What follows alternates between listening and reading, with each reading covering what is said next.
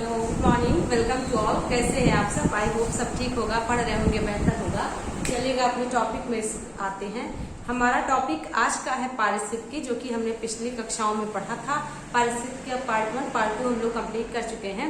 आज की क्लास में हम सभी पारिस्थितिकी को ही सीखेंगे। जैसा कि हम सभी ने लास्ट क्लास में देखा था कि पारिस्थितिकी को कौन कौन से कारक पारिस्थितिकी के लिए उत्तरदायी होते हैं। तो 4 मुख्य कारक हम सभी ने सीखा था: जलवायु कारक, स्थलाकृतिक कारक, मृदीय कारक और जैविक कारक। तो जलवायु कारक हमने कंप्लीट कर रखा था।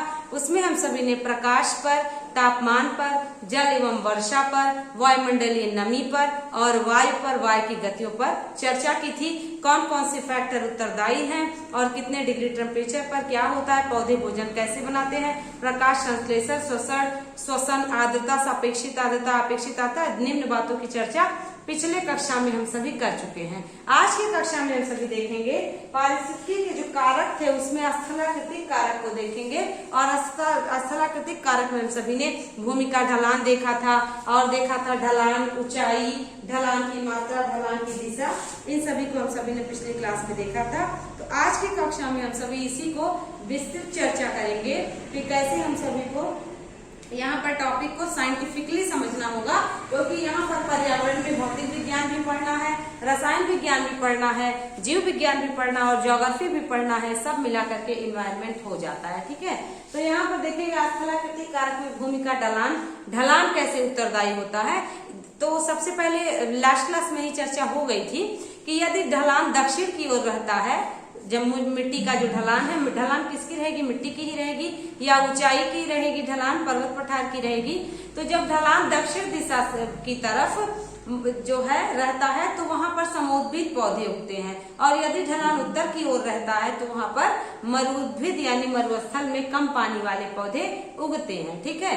तो यहाँ पर देखिए यही तथ्य लिखा हुआ है, कह रहा है कि भूमि का ढलान दक्षिण की ओर होने पर वनस्पतियां सघन, अधिक एवं समुद्भिद पौधे पाए जाते हैं। वनस्पतियां सघन होंगी, यानी कि जो पेड़ होंगे, जो पौधे होंगे वो नजदीक होंगे। तो यहाँ पर कह रहा है कि वनस्पतियां सघन होंगी और अधिक होंगी, एवं समुद्भिद पौधे मतलब जिन पर जलवायु का, वायुमंडल का और तापमान का, प्रकाश का सबका असर पड़ता है, उसके अनुसार वो उगते हैं। उनको क्या कहते हैं? समुद्भिद पौधे, ठीक है। आगे बढ़ते हुए हम लोग देखते हैं भूमि का ढलान उत्तर की ओर होने पर मरुद्भीय पौधे उगते हैं। मरुद्भीय पौधे का मतलब होता है मरुस्थल में पाए जाने वाले पौधे, अर्थात हम कह सकते हैं कि कम पानी प्राप्त करने वाले पौधे, जिनको कम पानी की आवश्यकता होती है, वे पौधे मरुद्भीय पौधे होते हैं। मरुस्थल में उगने वाले पौधे कह सकते हैं। तो यहाँ पर देखिएगा ऐसे पौधे जिनको कम पानी की आवश्यकता हो, तो भूमि का ढलान यदि उत्तर की तरफ रहती है तो कम पानी वाले पौधे, ऐसे समझिए, और दक्षिण की तरफ रहती है तो पानी को एक समुचित और उचित मात्रा में प्राप्त करने वाले पौधे उगते हैं, ठीक है। अब देखिएगा स्थान की ऊंचाई का क्या रिलेशन है। तो आप जानते हैं कि जब भी स्थान की ऊंचाई बढ़ती है तो तापमान घटता जाता है, ठीक है। आपने देखा है कि प्रत्येक 1000 मीटर पर 6 से 7 डिग्री सेल्सियस तापमान घट जाता है, ठीक है। तो यहाँ पर देखिएगा यही कहने का मतलब है स्थान की ऊंचाई के अंतर्गत कौन कौन से फैक्टर उत्तरदायी हैं। इसका संबंध तापक्रम से होता है। क्यों? क्योंकि जब भी स्थान ऊंचा होगा तो तापमान क्या होगा? तापमान का बहुत अधिक प्रभाव पड़ेगा। तो कह इसका संबंध तापमान या तापक्रम से होता है। जैसे जैसे हम ऊंचाई की ओर बढ़ते हैं वैसे वैसे तापक्रम कम होता जाता है, ऑक्सीजन की कमी होती जाती है। वही पे यहाँ कह रहा है कि वैसे वैसे तापक्रम कम हो जाता है, ठीक है ना।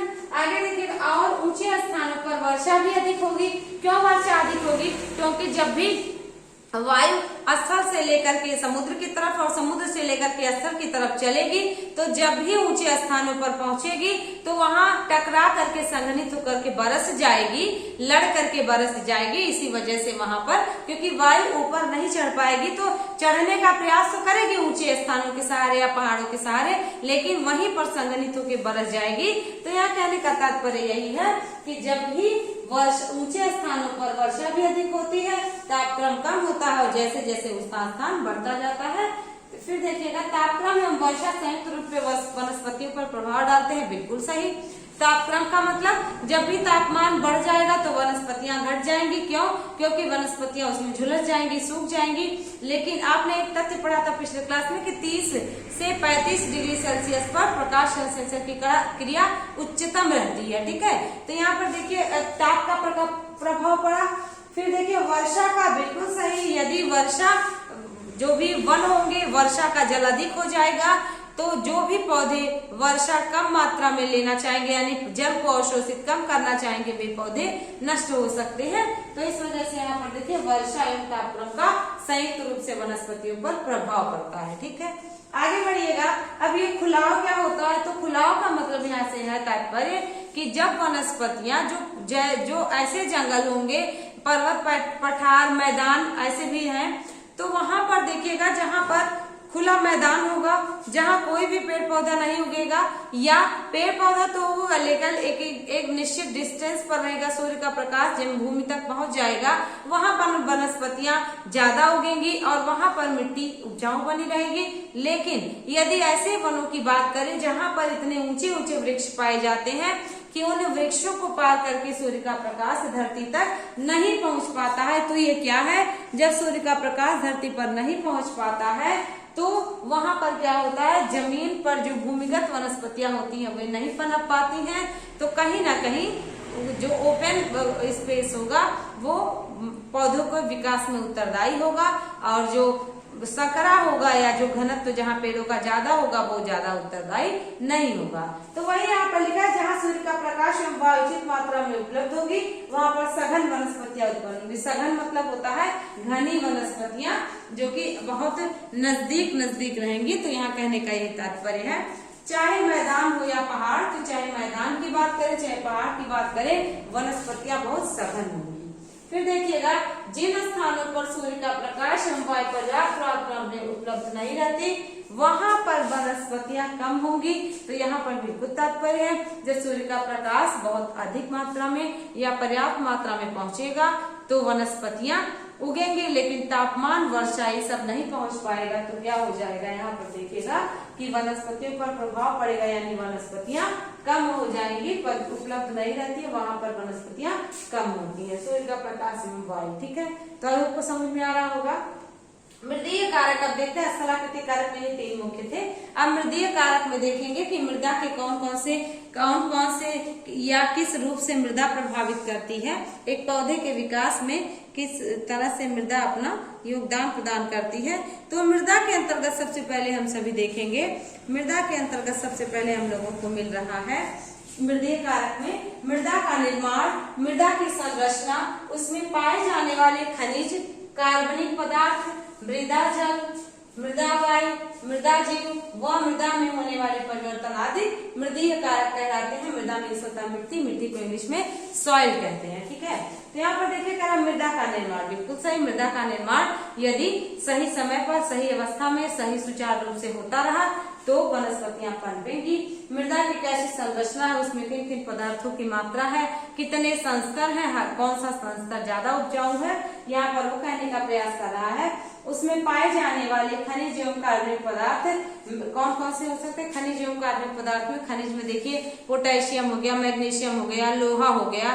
ठीक है, बहुत सारे ऐसे पोषक तत्व हैं जो कि खनिज लवण के रूप में धरती के अंदर विद्यमान रहते हैं मिट्टी में। कार्बनिक पदार्थ जिसको ह्यूमस कहते हैं, जिसमें जीवाश्म की मात्रा होती है वो, तथा मृदा जल यानी मिट्टी में जो जल है, वायु मृदा में जो वायु है, और मृदा जीव तथा मृदा में होने वाले परिवर्तन आदि मृदीय कारक है, आने वाली मृदा को डिस्टर्ब कर सकते हैं। अब देखिए इसमें सबसे पहला पॉइंट आता है मृदा का निर्माण। तो कह रहा पृथ्वी का सबसे ऊपरी भाग मृदा कहलाता है। ये जाहिर सी बात है, पृथ्वी का सबसे ऊपरी भाग मृदा कहलाता है। अगर पृथ्वी को बांटे तो सियाल, सीमा, निफे या क्रोर, मेंटल और भूपर्पटी ऐसे करके बांटा गया है। सबसे ऊपर वाले भाग को भूपर्पटी कहते हैं, उसके बाद मेंटल होता है, उसके बाद कोर या क्रोर होता है। तो यहाँ पर देखिए कहने का ये मतलब है कि मृदा की संरचना, मृदा का निर्माण जिस प्रकार से होगा उस प्रकार से मृदा अपने आप को विकसित करेगी और पौधे के विकास में सहायक होगी। आइए जानने का प्रयास करते हैं कि किस प्रकार से। तो यहाँ पर देखिए कह रहा है इसका निर्माण चट्टानों के अपक्षय तथा अपर्दन के फल स्वरूप मृदा परिच्छेदिका, जिसको इंग्लिश में प्रोफाइल कहते हैं, ठीक है, विकास के रूप में होता है। अक्षय दो प्रकार के होते हैं। अगर आपने देखा होगा कि मिट्टी को कैसे अंदाजेंगे, तो मिट्टी की एक खड़ी काट कर दी जाती है और खड़ी काट करने के बाद ये देखा जाता है कि मिट्टी में कौन कौन से पोषक तत्व है और मिट्टी का जो संरचना है वो कौन सा संरचना, कौन सा लेयर मिट्टी का ज्यादा है उपजाऊ, उसको देखा जाता है। तो यहाँ पर एक है उसका निर्माण चट्टानों के अपक्षय। अब मृदा का कैसे निर्माण होता है, चट्टानें टूटती हैं, फूटती हैं, अपक्षय मतलब होता है टूटना। तो क्या होता है अपक्षय तथा अपर्दन मतलब टूट फूट करके घिसती हैं। फल स्वरूप मृदा परिच्छेदिका यानी कि मृदा का जो लेयर है, मृदा के जो कण हैं उनको बनाने में सहायता सिद्ध होता है। मृदा अपक्षय दो प्रकार का होता है, भौतिक अपक्षय और रासायनिक अपक्षय। तो भौतिक वर्ड से स्पष्ट है यानी नेचर का दिया हुआ, और रासायनिक मतलब होता है ये मनुष्यों द्वारा। तो कह रहा है कि भौतिक अपक्षय और रासायनिक अपक्षय में एक भौतिक को फिजिकल कहेंगे, रासायनिक को केमिकल कहेंगे, ठीक है। तो भौतिक अपक्षय में क्या है, यहाँ पर देखिए इसमें बड़ी बड़ी भौतिक चट्टानें छोटे छोटे टुकड़ों में टूटकर अंत में सूक्ष्म कणों में बदल जाती है। तो भौतिक क्या है, मतलब नेचर द्वारा प्रोवाइड की गई चीजें और नेचुरली टूट जाती हैं, नेचर ही उनको एक जो है क्रिया करके तोड़ देता है। तो भौतिक अपक्षय के साथ साथ अथवा बाद में सूक्ष्म कणों का, यहाँ पे देखिएगा सब इसमें सब बड़ी बड़ी भौतिक चट्टानें यानी बड़ी बड़ी जो चट्टानें होंगी नेचर ने बनाया है, छोटे छोटे टुकड़ों में टूट जाती हैं और अंत में सूक्ष्म कणों में बदल जाती है, यानी कि छोटे छोटे टुकड़ों में टूट के एकदम से बालू के कण के रूप में हो जाती है, वो भौतिक अपक्षय है। अब यहाँ पर देखिएगा रासायनिक अपक्षय क्या करेंगे, तो रासायनिक अपक्षय में रासायनिक अपक्षय, ठीक है। तो रासायनिक अपक्षय में क्या समझना, रासायन मतलब होता है केमिकल, ये सभी लोग जानते हैं, यानी यहाँ पर कहीं न कहीं केमिकल की मात्रा की बात होगी। तो कह रहा है भौतिक अपक्षय के साथ साथ अथवा बाद में सूक्ष्म कणों का रासायनिक अपक्षय होता है। अब जाहिर सी बात है कि भौतिक अपक्षय के साथ साथ सूक्ष्म कणों का रासायनिक अपक्षय कैसे होगा, जब उसमें कोई और पदार्थ, कोई और पोषक तत्व मिलेगा, जिसके फल स्वरूप खनिज लवणों के जटिल कण बनते हैं। तो जब क्या होता है, भौतिक चट्टानें टूटती हैं तो मृदा का निर्माण करती हैं, और जब ये चट्टानें टूट करके छोटे छोटे टुकड़ों में व्यक्त हो जाती हैं तो भौतिक अपक्षय है। और यही भौतिक अपक्षय के साथ साथ सूक्ष्म कणों का रासायनिक अपक्षय होता है कि वो आपस में जो भी हम क्रिया करें और एक दूसरे को सूक्ष्म जीव जो हो वो खाए। तो यहाँ पर सूक्ष्म कण और सूक्ष्म जीव का रासायनिक अपक्षय होता है, जिसके फलस्वरूप खनिज लवणों का जटिल कण बनता है, मतलब खनिज लवणों का निर्माण होता है। तो अभी हम सभी देखेंगे कि और कौन से पॉइंट्स हैं, लेकिन आप इसको नोट करके स्क्रीनशॉट ले लीजिएगा। अब हम लोग अगला पॉइंट देखेंगे जो कि हमारा बहुत ही महत्वपूर्ण पॉइंट है, और वो है पारिस्थितिकी आधार पर मृदा कितने प्रकार की होती है, ठीक है। तो आई होप आपने स्क्रीनशॉट ले लिया होगा। अब हम सभी देखेंगे पारिस्थितिकी आधार पर मृदा निम्न प्रकार की हो सकती है। कौन कौन सी मृदा हो सकती है, वैसे तो मृदा के कई प्रकार है, जलोढ़ मिट्टी, दोमट मिट्टी, काली मिट्टी, पीली मिट्टी, लैटराइट मिट्टी, लेकिन यहाँ पर हम सभी को पारिस्थितिकी कारक के आधार पर या पारिस्थितिकी के आधार पर मिट्टी को पढ़ना होगा, जहाँ पौधे जन्मते हैं, पनपते हैं, या कैसी परिस्थितियां, भौतिक परिस्थितियां बनती हैं जिससे मिट्टी का निर्माण होता है, ठीक है। तो यहाँ पर देखिएगा 5 प्रकार की होती है। कौन कौन सी, अवशिष्ट मृदा, वाहित मृदा, ठीक है, जलोढ़ मृदा, वाकोड़ मृदा, और हमारा सबसे अंतिम हो जाता है शैल व मलवा मिट्टी या शैल व मलवा मृदा, ठीक है। तो अवशिष्ट मृदा आप जान रहे हैं कि जो मृदा अपने ही स्थान पर रहे और रह करके उसका अक्षय अपर्दन हो जाए, वो बेकार हो जाए। और वाहित मृदा बहा करके ले जाने वाली, जलोढ़ मृदा जल द्वारा बहा करके ले जाने वाली, और वाकोड़ मृदा वायु द्वारा, और शैल व मलवा मृदा आप जानते हैं शैल व मलवा के चूर्ण से बनता है। तो यही पर इसको समझना होगा। कह रहा है कि जो मिट्टी बनने के स्थान पर ही पड़ी रहती है, यानी कि जहाँ उसका निर्माण हो वहीं पर वो पड़ी रहे, ये वो मिट्टी हमारी अवशिष्ट मृदा कहलाएगी। फिर है वाहित मृदा में देखिए, यह मिट्टी बनने वाले स्थान से बहकर आई हुई मिट्टी होती है। यानी कि जहाँ पर अवशिष्ट मृदा है या जहाँ पर उसका निर्माण हुआ वहां से बह करके दूसरे स्थान पर जाएगी। वाहित मतलब ही होता है बहना, तो वाहित मृदा मतलब एक स्थान से दूसरे स्थान पर बह कर जाने वाली। जलोढ़ मृदा मतलब ऐसी मिट्टी जो जल द्वारा बह करके आई हो उसको जलोढ़ मृदा कहते हैं। वैसे तो जलोढ़ मृदा दो प्रकार की होती है, खादर और बांगर। ठीक है, तो खादर होता है नवीन जलोढ़ और बांगर होता है पुरानी जलोढ़। कितना ये प्रश्न आता भी है नवीन जलोढ़ और पुरानी जलोढ़ का। फिर है वातोड़ मृदा। वातोड़ मृदा में क्या है, वायु द्वारा उड़कर एक स्थान से दूसरे स्थान पर पहुंचे ऐसी मिट्टी वातोड़ मृदा कहलाती है। शैल एवं मलबा मृदा में देखिएगा, जो मिट्टी पृथ्वी के आकर्षण के द्वारा दूसरे स्थान पर पहुंच जाती है उसको क्या कहते हैं, शैल एवं मलबा मिट्टी। आपने देखा होगा, लोग कहते हैं और ज्योग्राफिकल पॉइंट भी है कि जो मिट्टी है ऊपर की सतह तो वैसे ही है कि लेकिन मिट्टी के नीचे जो बहुत सारी प्लेटें हैं पृथ्वी की संरचना के अंतर्गत, तो उन प्लेटों पे जो भूपरपट्टी है उस पर मृदा वगैरह का निर्माण होता है, तो प्लेटें हमेशा चलती रहती हैं। तो ये क्या है, ये हमेशा मूवमेंट करती रहती है, तो ये मूवमेंट के द्वारा बह जाए अंदर ही अंदर, तो ऐसे मिट्टी क्या कहलाएगी, आकर्षण के द्वारा यानी गुरुत्वाकर्षण के द्वारा एक स्थान से दूसरे स्थान पर जाए ऐसी मिट्टी शैल एवं मलबा मृदा कहलाती है। ठीक है, तो यहाँ पर आप देख पा रहे हैं कि किस प्रकार से मिट्टी का वर्गीकरण पारिस्थितिकी के आधार पर किया गया है। बहुत ही महत्वपूर्ण है ये मृदा परिच्छेदिका। मृदा परिच्छेदिका को सॉइल प्रोफाइल कहते हैं। परिच्छेदिका मतलब होता है संस्तर या मिट्टी का जो हिस्सा है जिसको हम खड़ी काट के द्वारा जान सकते हैं, वो हम सभी का मृदा परिच्छेदिका कहलाता है। तो इसको हम लोग देखते हैं, 4 भागों में बांटा गया है, संस्तर ए, संस्तर बी, संस्तर सी और संस्तर डी। ठीक है, तो कह रहा किसी भी भूमि की खड़ी काट मतलब आप समझ पा रहे हैं, इस प्रकार की मिट्टी की जो खड़ी काट होगी तो ये जो स्तर रहेगा मिट्टी का दिखेगा। जैसे आप केक काटते हैं तो केक जब काटा जाता है तो केक को जब निकाल करके कहीं रखा जाता है तो उसका फ्लेवर अलग अलग दिखता है कि चॉकलेटी फ्लेवर क्या है, स्ट्रॉबेरी फ्लेवर क्या है। तो जैसे फ्लेवर में दिखता है उसी प्रकार से मिट्टी का जो जब इस प्रकार से खड़ी काट होती है तो मिट्टी किस स्तर की बनी हुई है वहां पर वो स्पष्ट रूप से दिखाई देती है।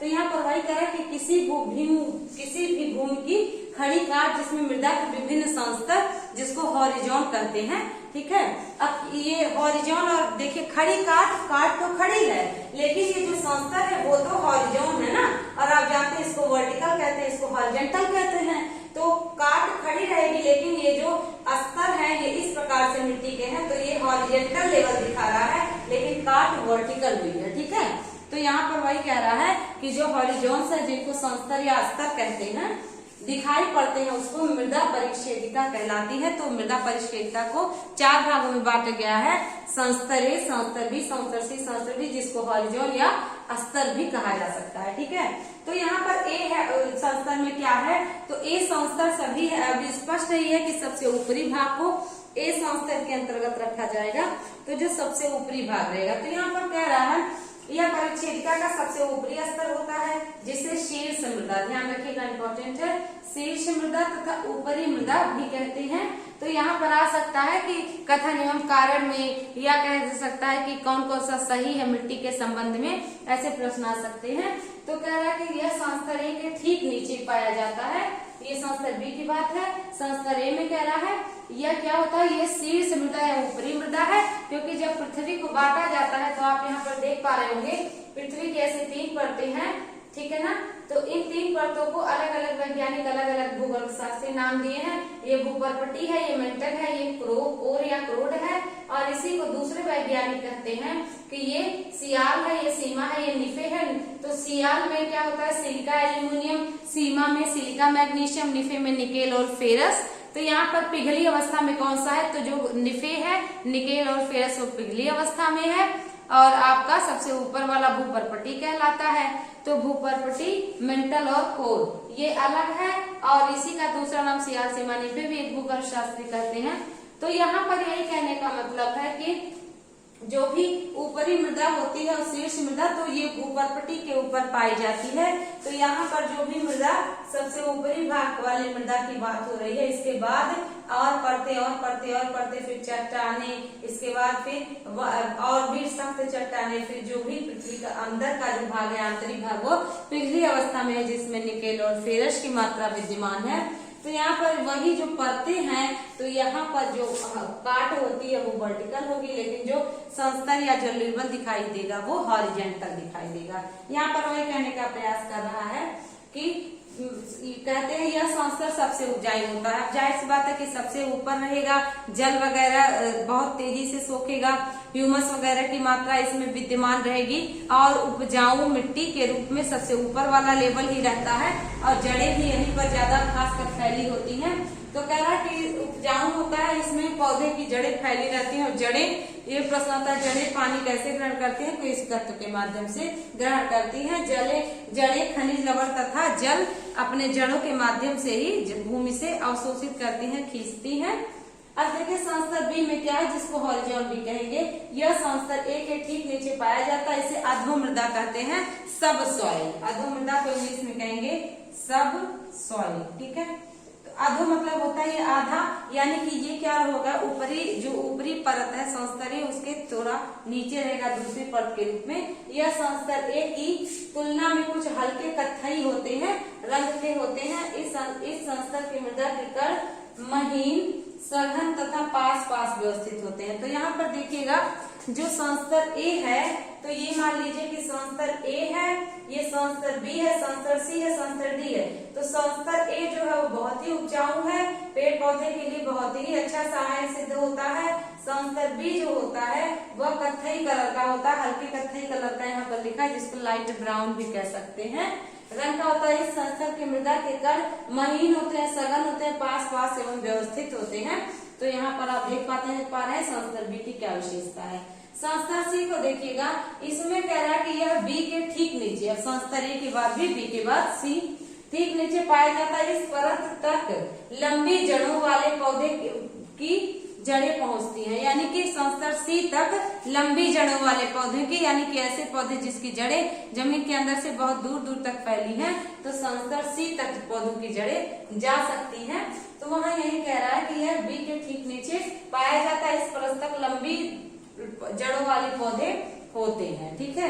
यहाँ पर देखिए अब संस्तर डी को क्या बात कर रहा है, कह रहा है कि यह परिच्छेदिका का सबसे नीचे का संस्तर होता है, यानी कि जो सॉइल प्रोफाइल होता है सबसे नीचे का संस्तर। इसमें मानक चट्टानों की जड़ें, मात्रिक चट्टानों की जड़ें तथा तहें तथा अपक्षयित चट्टाने, यानी कि जो चट्टाने टूटी फूटी नहीं है वे चट्टाने, तथा जो चट्टाने टूट फूट करके मिट्टी के रूप में विद्यमान हो गई हैं, या बड़े बड़े कंकड़ आदि पाए जाते हैं चट्टानों के इस मिट्टी में। इस स्तर में जैविक क्रिया नहीं होता और न ही जड़ें पहुंचती हैं। जाहिर सी बात है सबसे निचला है, यहाँ पे शैलों और चट्टानों की विद्यमान है, उपस्थिति दर्ज है। तो यहाँ तक संस्तर डी तक पौधों की जड़ें नहीं पहुंचती हैं। तो आप देख पा रहे हैं कितने अच्छे अच्छे फैक्ट्स आपको मिले। अब हम लोग देखेंगे मृदा के निर्माण में कौन कौन से तत्व सहायक होते हैं, आप इसको अच्छे से नोट कर लीजिएगा।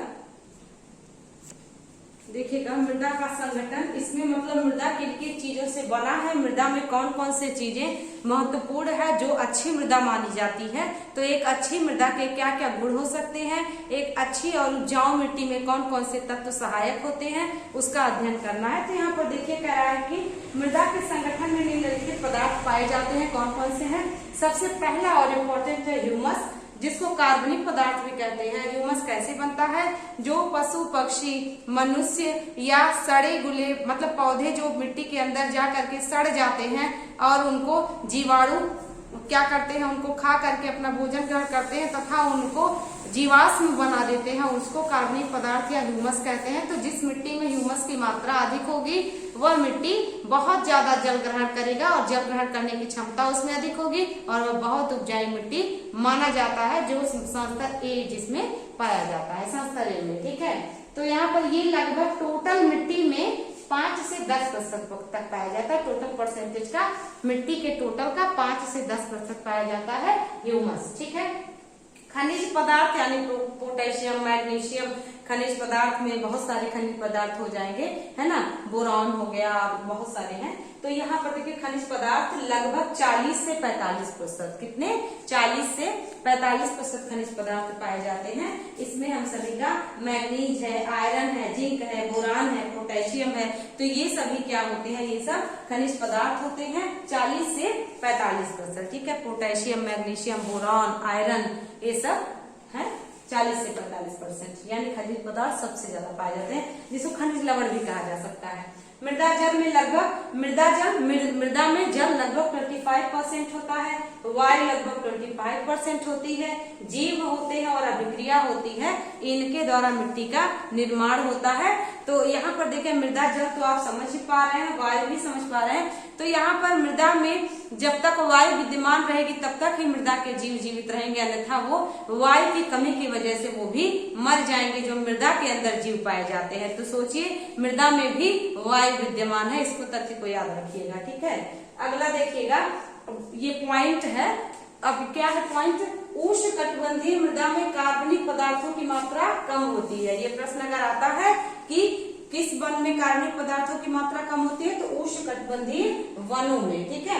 उष्णकटिबंधीय मृदा में यानी कि जो 0 डिग्री अक्षांश या भूमध्य रेखा या विषुवत रेखा होगा, वहां की जो मृदा होगी वहां पर कार्बनिक पदार्थ बहुत कम होंगे, वहां पर वर्षा बहुत ज्यादा होती है, तो कार्बनिक पदार्थों की मात्रा बहुत कम होती है। जबकि पीट मृदा में कार्बनिक पदार्थों की मात्रा सबसे अधिक होती है, तो उष्णकटिबंधीय मृदा में सबसे कम और पीट मृदा में सबसे ज्यादा, ठीक है। इसके बाद देखिएगा किसी भी मृदा में पाए जाने वाले सभी कार्बनिक पदार्थ को ह्यूमस कहते हैं, और ह्यूमस में जो खनिज पदार्थ हैं, खनिज लवण है, वो घुलित मात्रा में रहते हैं, ठीक है। ऐसे नहीं है कि वो ठोस या गैस में मौजूद हो, तो वो घुलित मात्रा में रहते हैं, जिससे भूमि की उर्वरता बढ़ जाती है, उसमें वो समाये रहते हैं, उसमें वो मिले रहते हैं। फिर है अगला पॉइंट, ह्यूमस में जल ग्रहण करने की क्षमता सबसे अधिक होती है, तो आपको बताया ही गया है। ह्यूमस में वृद्धि हार्मोन इंडोल एसिटिक एसिड, समझिएगा IAA, तो ह्यूमस में जो वृद्धि होती है ह्यूमस में, वो किससे होती है, वो हार्मोन इंडोल एसिटिक एसिड से, IAA इंडोल एसिटिक एसिड से पाया जाता है। ह्यूमस में वृद्धि होती है, जिसका निर्माण भूमि में पाए जाने वाले जीवाणुओं द्वारा होता है। तो जो भूमि में जीवाणु पाए जाते हैं वे क्या करते हैं, ह्यूमस में क्या करते हैं, वृद्धि करते हैं, उनको और उपजाऊ बनाते हैं, और भी अच्छे किस्म की मिट्टी होती है। तो इंडोल एसिटिक एसिड जो जीवाणु जिसका निर्माण करते हैं, ये पाया जाता है। तो इसको आप नोट करके टिक कर लीजिएगा, बहुत महत्वपूर्ण है, चलेगा। अब देखिएगा मृदा में क्या होना है, मृदा जल क्या होता है, तो मृदा के अंदर जो जल होता है वो 3 प्रकार का होता है। पहला है गुरुत्वीय जल, दूसरा है केशिका जल जिसको केशिकत्व कहते हैं, और हमारा लास्ट है आर्द्रता जल। तो जो गुरुत्वीय जल होता है वो पृथ्वी की गुरुत्वाकर्षण शक्ति की वजह से पृथ्वी के अंदर इतना नीचे चला जाता है कि पौधे के जो जड़ है उसको अवशोषित नहीं कर पाते हैं, जड़ उसको नहीं ग्रहण कर पाते हैं, तो वो गुरुत्वीय जल कहलाता है, जो एकदम नीचे चला जाता है। केशिका जल क्या होता है, बीच की स्थिति में रहता है या ऊपर की स्थिति में रहता है, जो पौधे अपने जड़ों के माध्यम से अवशोषित करते हैं, केशिकत्व के माध्यम से उसको ग्रहण करते हैं, उसको हम सभी केशिका जल कहते हैं। और आर्द्रता जल क्या होता है, जो वायुमंडल में या जो मिट्टी में नमी के रूप में विद्यमान रहता है, उसको आर्द्रता जल कहते हैं। तो उसको मिट्टी में नमी के रूप में जो जल मौजूद हो वो आर्द्रता जल हुआ, और जो जल पौधे अपने जड़ों के द्वारा प्राप्त करें वो केशिका जल हुआ। और गुरुत्वीय जल में ऐसे जल जो होते हैं जो बारिश के पानी से, ओस से, ओला से भूमि को मिलते तो है, लेकिन गुरुत्वाकर्षण शक्ति की वजह से वो नीचे चले जाते हैं और पौधे उनको ग्रहण नहीं कर पाते हैं। तो आई होप आपको मृदा जल के बारे में पता चला होगा। अब देखिएगा मृदा के भौतिक गुण क्या क्या हो सकते हैं। तो पहले तो भौतिक मतलब क्या कि प्रकृति प्रदत्त जो गुण है मृदा के अंतर्गत वो क्या हो सकते हैं। पहले हो सकता है मृदा की बनावट, दूसरा हो सकता है मृदा के प्रकार, और तीसरा हो सकता है मृदा के प्रकार और संरचना। तीसरा संरचना, बनावट, प्रकार और संरचना। तो बनावट जो मिट्टी का होता है वो आकार एवं व्यास के कणों के द्वारा होता है, जो भी उसका मिलीमीटर व्यास और कण, तो उनसे मिट्टी का नाप किया जाता है कि मिट्टी की जो बनावट है कितने मिलीमीटर व्यास के कणों से हुई है। ठीक है। और मृदा के प्रकार में आप देखेंगे कई प्रकार के मृदा होते हैं और संरचना में भी हम अध्ययन करेंगे। तो सबसे पहले मृदा की बनावट देख लेते हैं। इसमें कह रहा है कि आकार एवं व्यास वाले कणों से मिट्टी की बनावट होती है, मिट्टी बनती है। तो मिट्टी की बनावट के जो है फैक्ट्स उसको देखेंगे। देखिएगा बनावट के आधार पर मिट्टी के जो प्रकार हैं वो देखिए। सबसे पहले बजरी, बारीक बजरी, मोटी बालू, बारीक बालू, गाद और चिकनी मिट्टी। कहने का तात्पर्य ये है कि कणों के आधार पर मिट्टी की बनावट को निम्न भागों में बांटा गया। तो कौन कौन से है? बजरी जो होगी वो 5.000 मिलीमीटर से अधिक व्यास वाले कण को बजरी कहेंगे, मिट्टी को बजरी मिट्टी। ठीक है। बारीक बजरी क्या होगी? 2.000 से लेकर के 5.000 मिलीमीटर तक के व्यास वाले कणों को बारीक बजरी कहेंगे। मोटी बालू मिट्टी कौन सी होती है? 0.200 से लेकर के 2.00 मिलीमीटर तक के व्यास वाले कणों को हम सभी क्या नाम दे देते हैं? मोटी बालू का नाम दे देते हैं। बारीक बालू 0.020 से लेकर के 0.200 मिलीमीटर तक व्यास वाले कण। और आपका देखिएगा गाद के क्या करते हैं? गाद बहुत ही बार सुने होंगे आप। तो गाद किस मिट्टी को कहते हैं? जिसके कणों का व्यास क्या होगा? 0.002 से लेकर के 0.020 मिलीमीटर तक व्यास जो होगा मिट्टी का के कणों का, जो भी उसके कण होंगे जिनसे मिट्टी की संरचना हुई है, बनावट है, जिनसे मिट्टी बनी है, उसको गाद कहेंगे। ठीक है। अब चिकनी मिट्टी क्या होती है? चिकनी मिट्टी होती है 0.002 मिलीमीटर तक व्यास वाले कण को चिकनी मिट्टी का नाम दिए हैं।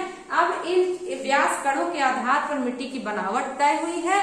अब देखेंगे कि मिट्टी के प्रकार क्या क्या हैं, क्योंकि प्रकार ही बताएंगे कि किस मिट्टी में कितने प्रतिशत बारीक बालू, बालू मिट्टी, गाद, चिकनी मिट्टी सब कुछ विद्यमान होते हैं। कुल मिला करके सबसे एक मिट्टी का निर्माण होता है। ठीक है।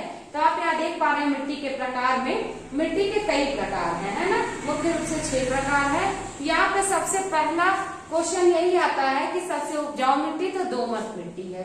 अब देखिए बलुई मिट्टी क्यों आखिर बलुई मिट्टी कहा गया किसी मिट्टी को?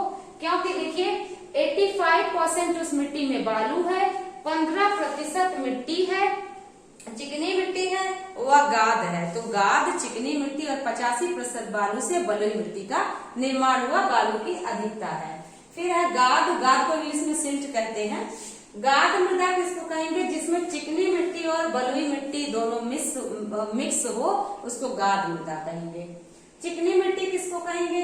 50% चिकनी मिट्टी होगी। उसमें चिकनी मिट्टी का मतलब उसके जो व्यास के कण होंगे वो 0.002 मिलीमीटर तक या व्यास वाले कण को 50% ये रहेंगे तथा 50% से कम गाद रहेगा।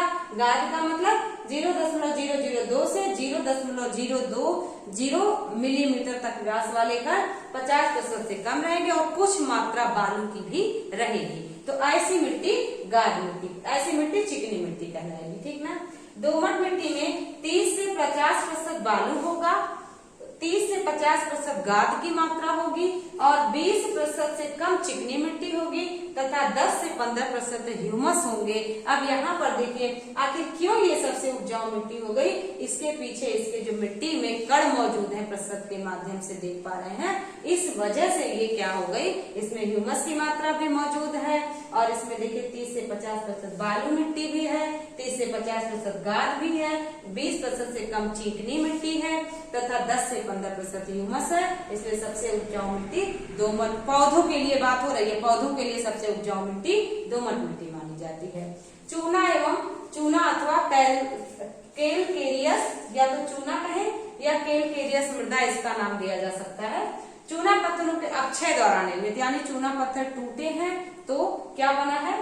चूना पत्थरों के अक्षय से बना है कैलकेरियस मृदा या चूना पत्थर या चूना वाली मिट्टी। पोषक पदार्थ में ह्यूमस का अभाव तथा इस मृदा में उगने वाले पौधों को कैलकेरस से बना है, कैल्सीकेरस पौधे कहते हैं। बहुत ही इंपॉर्टेंट पॉइंट है, क्या है? ये चूना पत्थरों के अक्षय द्वारा निर्मित है। इसमें पोषण पदार्थ तथा ह्यूमस का अभाव रहता है तथा इस मृदा में उगने वाले पौधों को कैल्सिकोल्स कहते हैं, ठीक ना। इसके बाद ह्यूमस मृदा, आप जानते हैं ह्यूमस की मात्रा इसमें विद्यमान होगी।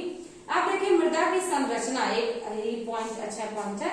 मृदा की संरचना, इसकी संरचना में कार्बनिक अकार्बनिक पदार्थ, इलेक्ट्रोलाइट्स का मतलब जो भी प्रकाश से मिट्टी में प्रकाश जाएगा उसको कह सकते हैं। जड़ों की वृद्धि एवं मृत्यु, जीव, मृदा जीव, गलन, जमना व शुष्कता आदि भाग लेते हैं मिट्टी में, तो वह मिट्टी की संरचना का निर्माण होता है। और इस प्रकार से हम समझ सकते हैं कि मिट्टी की संरचना के लिए कौन कौन से तत्व उत्तरदायी हैं। तो मिट्टी की संरचना के लिए इसमें कार्बनिक तत्व, अकार्बनिक तत्व यानी कि जैविक और अजैविक तत्व, इलेक्ट्रोलाइट्स, जड़ों की वृद्धि मिट्टी में ही होगी, जड़ की मृत्यु भी मिट्टी में होगी, मृदा के अंतर्गत जीव होंगे, यदि वायु की कमी हो जाती है, जल की कमी हो जाती है तो जीव मर जाएंगे। गलन भी यानी कि कोई भी चीज मिट्टी में गलेगी, कोई भी चीज मिट्टी में जमेगी, कोई भी चीज मिट्टी में शुष्कता यानी कि मिट्टी की शुष्कता या मिट्टी के अंदर किसी चीज की शुष्कता होगी। ये सारे तत्व मिट्टी की संरचना के लिए उत्तरदायी होते हैं। तो आई होप आपको ये समझ में आ रहा होगा कि मिट्टी यानी कि आज के क्लास में हमने स्थलीय कारक और मृदीय कारक का अच्छे से अध्ययन किया। पॉइंट टू पॉइंट बच्चों नोट करिएगा, सारे तथ्य नोट करिएगा, क्योंकि परीक्षा के दृष्टि से सारे पॉइंट इंपॉर्टेंट हैं। इसमें आपको समझाया तो जा सकता है और आप समझ भी रहे हैं, लेकिन आपको लिख करके याद करना बहुत ही आवश्यक है। अन्यथा अब यहाँ पर देखिए, इसको जब तक आप याद नहीं करेंगे, तब तक आप इसको कितना समझेंगे। जाहिर सी बात है कि लर्न नहीं करेंगे तो भूल जाएंगे। तो कुछ ऐसे तथ्य हैं जिसको आप समझिए, लेकिन लर्न करना भी बहुत ही आवश्यक है। इसको आप लर्न करिए, परीक्षा में पूछा जाता है। विभिन्न परीक्षाओं में अलग अलग प्रकार के प्रश्न बने हैं, प्रश्न भी आपको कराए जाएंगे, लेकिन पहले आप थोड़ा सा देख लीजिएगा कि कौन कौन से चैप्टर्स हैं और कौन कौन से पढ़ाए गए हैं, उसको आप अच्छे से नोट करके अच्छे से लर्न करिएगा। तो आज की क्लास के लिए बच्चों बस इतना ही। अगली कक्षा में हम सभी जैवीय कारक को अच्छे से अध्ययन करेंगे। तो थैंक यू फॉर अप्रिशिएशन।